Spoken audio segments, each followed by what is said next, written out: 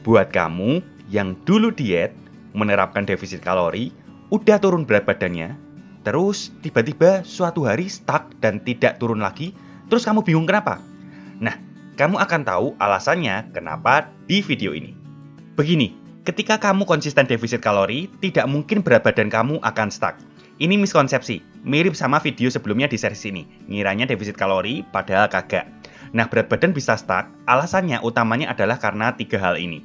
Alasan pertama, ketika badan mengecil, kebutuhan kalori kamu untuk sekedar bertahan hidup juga mengecil. Misal deh, awalnya ada orang dengan berat badan 100 kg dengan TDEE 2600 kalori. Terus dia makan 2000 kalori doang, hingga lama-kelamaan beratnya jadi 90 kg. Masih turun terus tuh, hingga berat badannya 80 kg.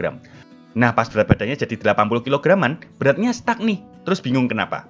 Ternyata waktu di 80 kg ini, kalau makan di 2000 kalori yang tadinya defisit, sekarang sudah nggak defisit lagi. Kebutuhan energinya untuk mempertahankan berat badan ya 2000 kalori ini. Kenapa bisa turun? Gini, asumsi aktivitas fisiknya sama, ya karena size badan kamu jadi kecil itu, energi yang dibutuhkan untuk memeliharanya ya lebih kecil. Kalau dihitung dari kalkulator kalori deh, BMR aja nih, orang 100 kg dan 80 kg sudah beda 200 kalori BMR-nya. Nah, penurunan BMR ini bisa lebih banyak lagi nampak apabila kualitas penurunan berat badanmu itu tidak bagus. Banyak massa ototnya yang turun.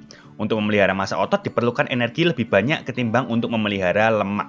1 kg otot itu memeliharanya butuh sekitar 13 kalori per hari. Kalau 1 kg lemak, cuma sepertiganya, 4,5 kalori aja per hari.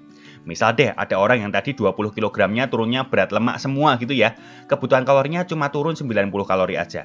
Tapi asumsi turunnya misal 15 kg lemak dan 5 kg otot, maka turunnya jadi 67,5 kalori ditambah 65 kalori. Turunnya bisa 132,5 kalori. Lebih banyak daripada yang turunnya lemak doang tadi.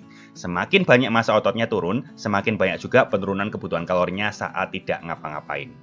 Ini belum termasuk dengan adanya fenomena adaptif termogenesis, di mana ketika kamu defisit kalori dalam waktu yang cukup lama, tubuhmu bisa menyesuaikan dan membuat badan lebih efisien, hingga BMR asli kamu itu di bawah perhitungan BMR yang dihitung menggunakan kalkulator kalori itu. Endingnya semua membuat berat badan stuck karena yang kamu makan sudah bukan defisit lagi, jadi maintenance doang. Terus sekarang kita masuk ke alasan yang kedua, kebutuhan kalori kamu untuk beraktivitas sehari-hari itu juga berkurang. Kita pakai contoh orang yang berkurang 20 kg tadi ya. 20 kg itu ya mirip-mirip lah sama berat air segalon.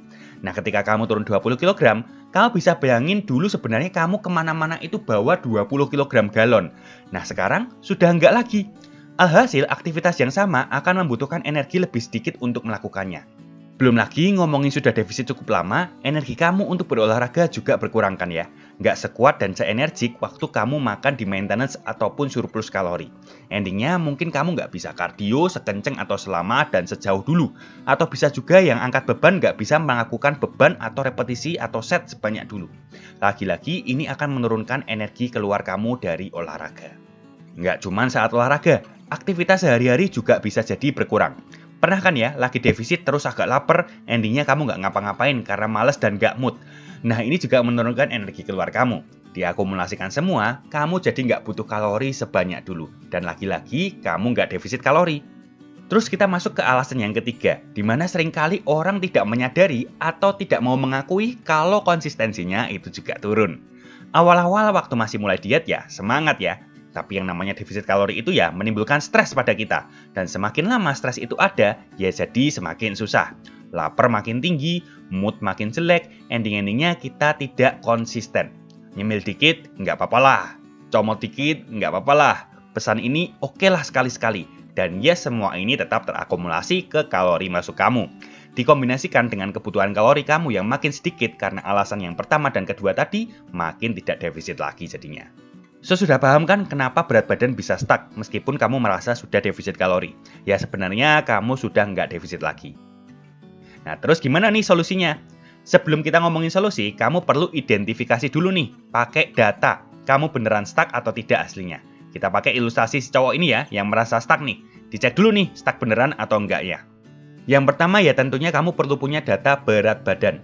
Nah, cuman banyak orang salah cara aja nih ngukur berat badannya. Make sure nimbangnya di pagi hari, sebelum makan dan minum, pakai pakaian minim, dan diambil rata-rata mingguannya. Jangan bandingkan dari hari ke hari.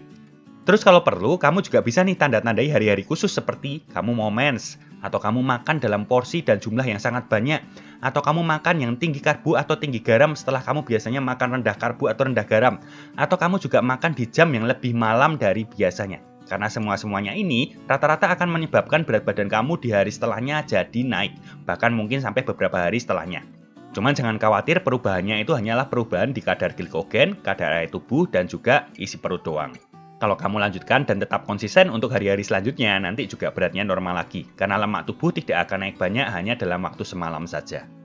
Terus yang kedua, kamu juga bisa nih pakai data foto untuk komparasi. Especially buat kamu yang latihan beban nih. Karena bisa jadi ada peningkatan otot dan glikogen yang bisa membuat berat badanmu tersamar seolah tidak turun. Padahal komposisi tubuh membaik.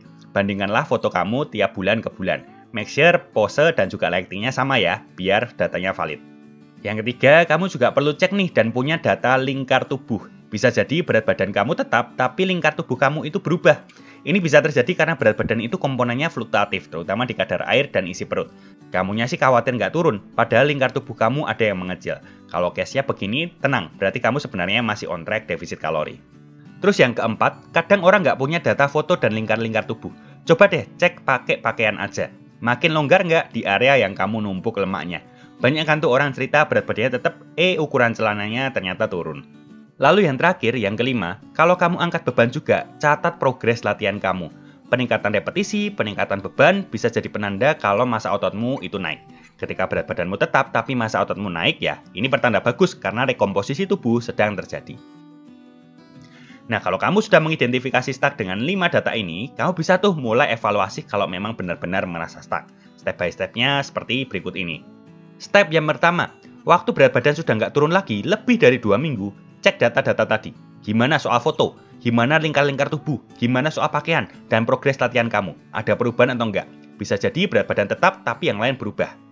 Kalau semuanya tidak ada perubahan, masuk ke step yang kedua, yakni jujurlah kepada dirimu sendiri. Bagaimana konsistensi kamu 2 minggu ke belakang?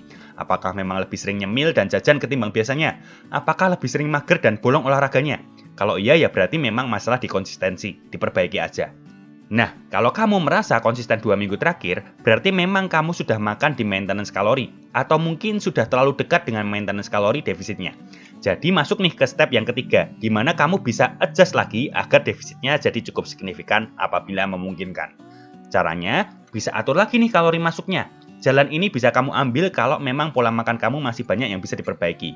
Misal nih, masih sering makan gorengan, masih sering eating out, masih sering minum minuman berkalori, masih cukup banyak cemilan, atau asupan karbohidrat dan lemaknya masih sangat tinggi. Nah, kurangi lagi aja porsi dari karbohidrat dan lemaknya. Mana yang lebih masuk akal dulu untuk dikurangi. Terus cara lainnya adalah tingkatkan lagi kalori keluarnya. Jalan ini bisa kamu ambil duluan kalau memang pola aktivitas fisik kamu masih banyak yang bisa diperbaiki. Misal nih, olahraga baru 1-2 kali seminggu, itu pun bentar-bentar doang. Atau malah belum olahraga sama sekali nih. Terus di luar olahraga juga jarang gerak. Nah, bisa naikin step hariannya, langkah hariannya. Atau mau nambah kardio juga boleh. Bebas diatur aja yang bisa meningkatkan kalori keluar apa dan masih masuk akal. Nah, ada kemungkinan juga nih sebenarnya kamu sudah optimal dua-duanya buat kamu yang serius banget tapi tetap stuck gitu ya. Kalori masuknya sudah berasa rendah banget seperti itu dan kalori keluarnya sudah merasa tinggi sekali. Nah, kamu nggak sanggup lagi nih kalau mau kurangi atau tambahin lagi. Sudah mepet semua. Mood kamu juga sudah nggak enak untuk mendorong defisit kalori lebih jauh. Nah, kalau seperti ini kamu bisa terapkan diet break terlebih dahulu. Istirahat dulu dietnya. Soal diet break ini akan aku jelaskan di episode miskonsepsi defisit kalori selanjutnya. Yakni banyak orang ngira kalau defisit kalori itu harus selesai sekali jalan. Diet sampai kelar, berat badan ideal seperti itu ya. Sampai ada yang menganggap defisit kalori itu harus bisa jadi lifestyle. Ini miskonsepsi. Kalau kamu nggak mau ketinggalan videonya, jangan lupa ya, subscribe dan bunyikan lonceng notifikasinya. Next video akan aku jelaskan soal diet break itu seperti apa. Thank you yang sudah nonton sampai habis. Ini kucantumkan playlist berat badan stuck di kiri atas ya, buat kamu yang mau lebih detail mempelajari soal berat badan stuck.